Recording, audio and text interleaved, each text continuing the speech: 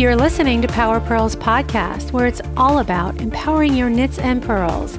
My name is Kara Warner, life coach and host of the show, and I help women to be more intuitive, navigate time management, and understand how mindset plays a crucial role in confidence and creative transformation.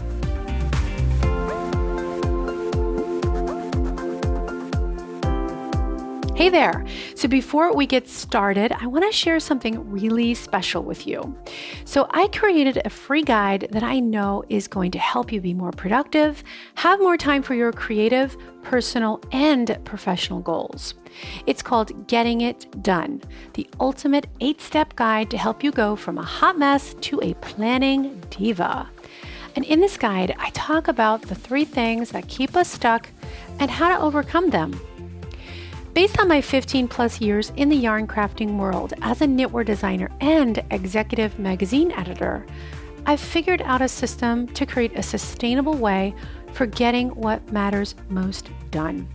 And now I want to pay forward my knowledge to you with this very special guide. Because in order to get unstuck, we need to identify what's holding us back in the first place, because then and only then can we really begin to make a change. Also, in this guide, you're going to get my free printables for planning your week ahead, and you can print them again and again, week after week. So to get your hands on my free resource, go to karagotwarner.com/gettingitdone. Okay. On to the episode. Well, hey there, Power Pearlers. I want to welcome you to another episode. So last week, we spoke about indecision, the second in our trifecta of dream crushers. And today, in this final episode in the series, I want to dive into the third part and talk about resistance. And you're going to learn how this saboteur really is the sneakiest of all. Okay, so if you haven't listened to part 1 or 2, then go back and listen to episode 112 and 113. Okay, so in this finale, I'm going to share a little planning tool that is so cool, and it all comes down to just one simple thing, which I'm going to share with you later in this episode. So hang tight, okay? So without further ado, let's dive into the third saboteur, which is resistance. Now, as I said, this is probably the sneakiest of all because it makes us talk ourselves into doing something. And, if it feels even the least bit uncomfortable, we can totally convince ourselves to not do what we say we're going to do, right? So not do that thing that's on our schedule and, not, do what we really wanted to do, the thing that was really going to help us to, it was going to help us move the needle in our life. And so resistance can be so strong and it can make us believe things like they feel so solid and so real. We find all the excuses. I'm hungry, I'm tired, I'm sick. There's so many things that seem believable. And then before you know it, our goals remain wishes, right? You've heard me say that before, but this just might be the broken record that plays over and over and over in your head. And we just, we want it to stop. We can make it stop. So that's what this episode is all about. So we can fix that. So here's what happens with resistance. Okay, so when things get hard, we look for things to make us feel good. And by the way, this is totally normal. More good news for you. I've shared good news throughout this series. The good news is that it's totally normal, right? So you're a normal, functioning human being. There's nothing wrong with you because your normal tendency is to probably beat yourself up. But, the truth is that the normal, our normal way, the normal human wish is to be comfortable and to do what's easy, right? So knowing that, we can work against it. But what this really is, it's our primitive brain kicking in. And I want to give you like a little, 101 here. So it's our primitive brain kicking in. And by the way, it's always going to win. And it's our job not to let it, because if we let it win, then we don't reach our goals. This is the truth. Because what happens is that our primitive brain wants us to stay safe. So yes, it'll say you're tired, you're sick, you're hungry, you're going to die if you don't eat, I think I just had that one happen to me today, but I made it through. I was fine. I was totally fine. So here's a little primitive versus upper brain 101, okay? So your primitive brain, and this is the stuff that I talk about in my workshops, in my coaching, my one-on-one coaching programs. And we have these two things, these two opposing things. But once we understand, how they work together, that's the secret sauce, my friends. So the primitive brain, you've also heard me call it the lower brain, the reptilian brain, the baby brain. It's the me no wanna brain, okay? And then we have the upper brain, which is the adult brain. This is also called the prefrontal cortex. This is what keeps the baby in line, right? So the baby, the primitive brain, can have a tantrum, but you know what? The prefrontal cortex, the adult brain, is like, okay, I see you. You can have that tantrum, but you still can't have that candy bar, okay? So it's all about seeing this happen with the primitive brain wanting to have its way and you allowing it. It's not resisting, because we're talking about resistance here. It's not that. It's not fighting and white knuckling. It's about noticing that you have these two dynamics happening in your brain at the same time. And the way to put your adult brain in charge is to plan ahead, right? So these are the things that I talk about in my workshop, in my Tame Your Time workshop. So you guys probably heard me talk about that a whole bunch. I'll share a little bit more about that later on in this episode.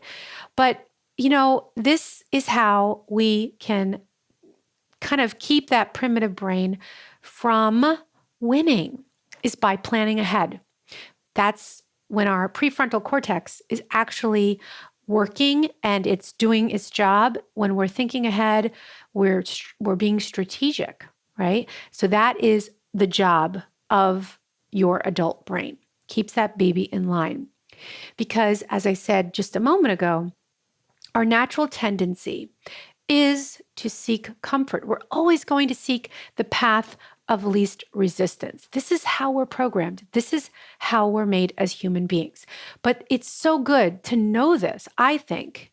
When I discovered this through my own coaching, my self-coaching, and with my own coach, to learn this concept, to realize that I could actually, knowing that this tendency is normal, that I'm not that I'm not flawed, that there's nothing wrong with me. So it's like, when you understand the root cause, then that's when you can transcend it. So that's exactly what we can do when we understand this, okay? But I'm going to share with you now how you can overcome it, how you can work with the, when resistance, not wanting to do a thing, when the me no wanna pops up, this is how you can overcome it. So you can actually plan. So we can actually plan in our planner, in our Google Calendar, whatever planning system you choose. And you plan ahead. Just like I said before, when you plan ahead, all of a sudden you're switching gears to allowing your prefrontal cortex, your adult brain, to do its work. This is the magic of the upper brain, of the prefrontal cortex. So then you put it in your planner, you write it down, you put an alarm somewhere, and you plan ahead that when resistance comes, when all the sneaky three, right? The trifecta of dream stealers. I'm going to repeat them again here because episode 112, or is it 112 and 113? Right. So we talked about the first part of the series was doubt. The second one was indecision. And this third one is resistance. And again, they all work together. They feed off each other. One can pop up before the other, but they kind of feed on each other. So it's like if you have doubt, then you're not going to believe in your dream. And then indecision will come into play because you're like, well, I'm not going to make a decision because I'm not sure because I'm doubting myself. And then of course, resistance is going to, keep you from showing up because, you're not believing in your dream anyway. And there's always something better that you can be doing that's way more fun, right? That's what your primitive brain's going to make you want to think, believe me. So here's how we do it. We plan it. We put this in the calendar that we will expect an appearance. They're the sneaky three. These three saboteurs are going to make an appearance. It's not a matter of if they make an appearance, they're going to. The most successful people experience these three things, but they understand that they're going to come, they're going to show up, and they're not going to allow it because they decide in advance that they're going to deal with the discomfort when they surface. Because, the thing that they really want, that compelling reason, you've heard me talk about that, their why, that is what keeps them showing up. So you just have to decide in advance. And you know that it's not going to always it's not going to be warm and fuzzy. So you have to make that decision before you even put that down on paper, okay? So you decide in advance so there's no surprises. And you get comfortable with being uncomfortable. So what's the payoff here? The payoff of discomfort is reaching your goals, right? Because sometimes you think, oh, why would I want to feel uncomfortable? I don't want to feel uncomfortable. That's an alarm. That's a red flag. That means something's wrong. We've been taught to believe that, but that's not true. We've been lied to. This is a lie. The payoff of discomfort is reaching our goals. You've heard that saying, to reach great things takes hard work and sometimes discomfort, right? So good things, or the saying is something like, I always butcher these things. I didn't write this down in my notes, but to reach greatness, we have to endure some pain. But the payoff it's just a beautiful thing. So you can kind of future pace yourself and imagine what it would be like if I reached this goal. It would be an amazing thing. It would be this domino effect in your life, right? It would have an effect on everything else. Oh my gosh. Okay. So we understand the mindset and what happens. And now we understand these sneaky three, right? The three saboteurs. We understand that doubt, indecision, and resistance are the biggest obstacles that keep us from reaching our goals, right? From planning with purpose, I should say. And now that we get that, we can shift to what we really want with an intentional plan. So now let's shift gears, and I'm going to talk about an easy peasy planning process. I've been sharing in this series easy peasy planning secrets. So here it is. This is like the finale, right? I think you're absolutely going to love this, okay? So when it comes to planning, it's simple, right? My philosophy is simple and scrappy. That's totally my philosophy. And planning starts in my book with just the simplest tools, and that is one simple sheet of paper. I'm going to show you how to do that today, right? Just simple sheet of paper, no fancy bells or whistles. So here's a little exercise for you that you can sit down and do it right now. Get out your favorite journal or your planner or just a sheet of copy paper will do. I love copy paper. I love to grab it because it's like a clean slate. It's like almost like a blank canvas. I love that. Okay. So this is a process that you can use every single week. And it's one that I teach more extensively in my Tame Your Time Roadmap workshop. So just so you know, enrollment just ended like last week or the beginning of this week, because now we're in it. This week, I'm teaching the first module. I'm so excited. Enrollment just ended because I do this live workshop a few times a year. But the good news is that you can get on the wait list for my next free masterclass. It's called Secrets to Painless Planning, and it's happening soon. So if you go to karagottwarner.com/tame your time, you can get on that list. Okay. All right. So here's my cool and scrappy, easy peasy planning process that I know you're absolutely going to love. And it's simple 4 steps. Here they are, just these simple 4 steps. Okay. So number 1 is write it down. You write it all down. So it's a stream of consciousness. So you do something that's called a brain dump. It's been called a thought download. This is something that I do with my clients and my own coach. It's about doing, cleansing the brain and getting it all out. Think of it like a brainstorming session, stream of consciousness. And what I want you to do is you have this 8.5 by 11 sheet of paper, which I think is a great format. So maybe it's a legal pad too. Legal pads are great for this because it's a throwaway. You know what I'm saying? Because when you're done doing this process that I'm going to explain, these 4 steps, this piece of paper that you're writing on, you just throw it away at the end. You don't need it. You don't need it. This is like your scratch pad, right? So you write everything down that you can think of that you need to do. Now, this is for your week. Think of it for your week ahead. But you can do this at any time. Like, let's say you're like, I want to do it right now. And it's Tuesday or Wednesday. When you're listening to this, it's always a Wednesday. And you can plan from Wednesday to Wednesday. Why not? You can do whatever you want. By the way, I always tell you guys, because, when we think about our thoughts are just sentences in our mind, and we can decide to believe whatever we want. So write it all down, set a timer, or just fill the page. I like to fill one page and then just keep asking, what else is there? Am I missing anything? I sometimes like to use highlighters, different colored gel pens, and also I'll put like a little star or a little key at the top or the bottom of the sheet. And a star for me usually indicates that this has multiple items. It could be a project because you might be writing something and thinking, work on website. Well, that's a loaded thing. Like work on website. That's got lots of moving parts in it. So that is a project. So make sure that you can determine the difference between a project and a task. Okay. That's a really important distinction. So you have this sheet of paper and you just keep asking yourself, what else is there? Did I cover all the bases, right?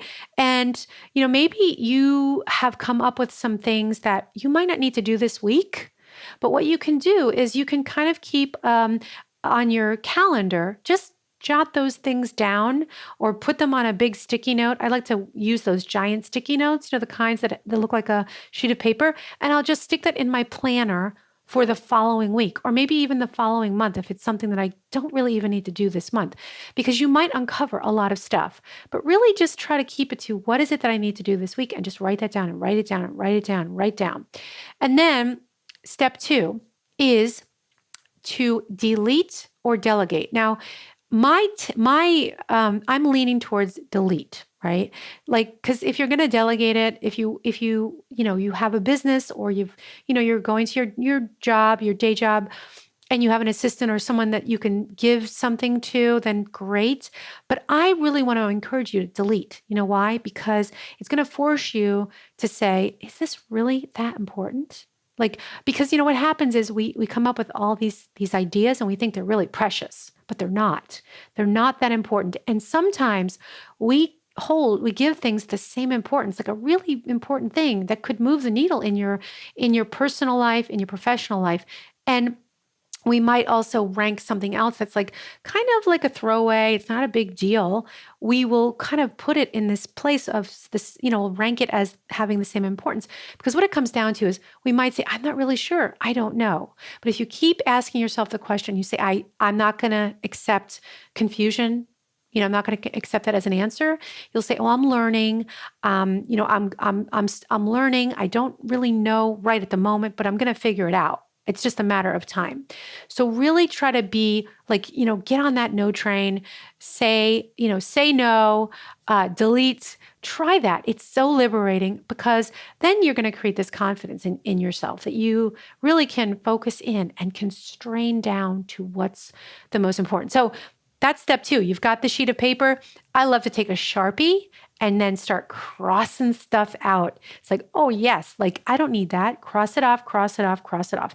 Then step 3 is you're left with you can even start a new sheet a clean sheet if you want. I like to do this if I have the time, where I just write it down on a new sheet, and then I have a smaller list, and it feels great because you've really condensed things.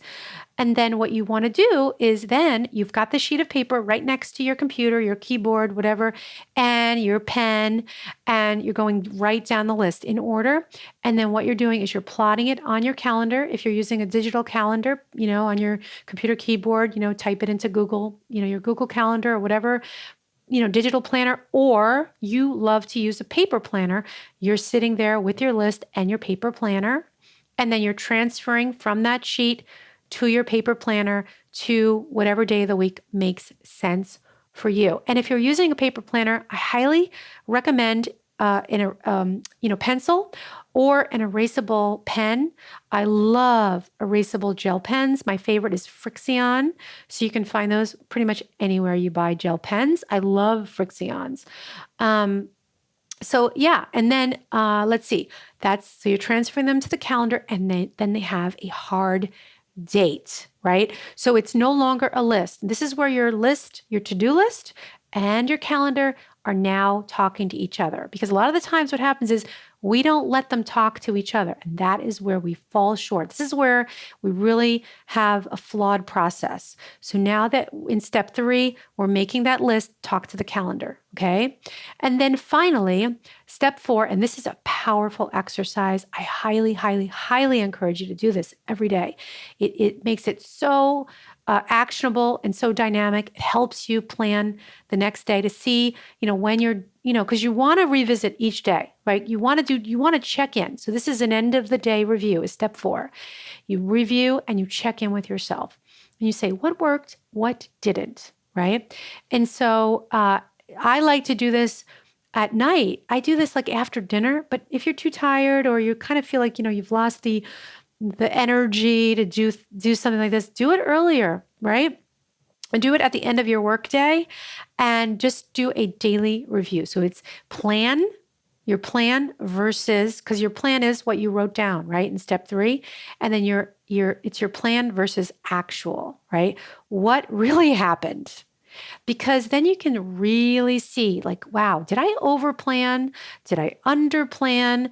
Did I, whatever it is, you're going to be able to see clearly why you didn't follow through, right? And then whatever's left, if you find yourself carrying things over to the next day, I really want you to be like, nope, non-negotiable. I am going to do X, Y, and Z today. And this is like a bonus. Okay, so that was 4 steps. So the final one is the review. The bonus here is when you're planning your day, right? So you've transferred your list to the days of the week. I want you to get in the habit of picking your big 3 things. This is your big 3. No more than 3 big things. These are your non-negotiables that you will accomplish during a time that you will designate that is called your focus time. Okay. And that's usually 2 to 4 hours a day. Believe it or not, after 4 hours a day, our productivity drops. So if you're in that, you're working in an office and you're working 8 hours a day, take a look at that. You're going to be really surprised at the hours in your day, the real productivity. For me, it's the morning. I think for most people, it probably is, because you just woke up a couple hours before, you're raring to go. So please try not to plan more than 3 big non-negotiable things. Now, later in the day, sure, you can add in those low-level activity things like check email, reviewing your day, running errands. I love to run errands like at the end of the day, like after lunch, because I'm like, it keeps me moving.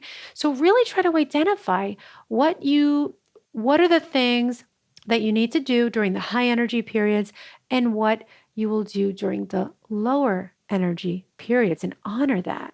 So this is where you can become really intuitive. All right, you guys. So Oh my gosh, that's it. So those are the 4 simple steps. I hope you enjoyed this little series that I did for you guys. So that's it. So take care, and I'll see you in the next episode. All right, bye. If you've been listening to the podcast for a while and you want to find more creative confidence, manage your time, or you want to work through a relationship struggle, then I'd love to invite you to apply for a free mini coaching session with me, which will give you clarity and direction on your goals. So here's what you need to do. Just go to karagottwarner.com/workwithkara, or you can visit karagottwarner.com and click the link Work with Kara at the top of the page to apply. This is a great opportunity. So if you're out walking, running, washing the dishes, whatever it is, stop the presses and sign up today to apply and see if coaching with me is a good fit. Again, that's karagottwarner.com/workwithkara.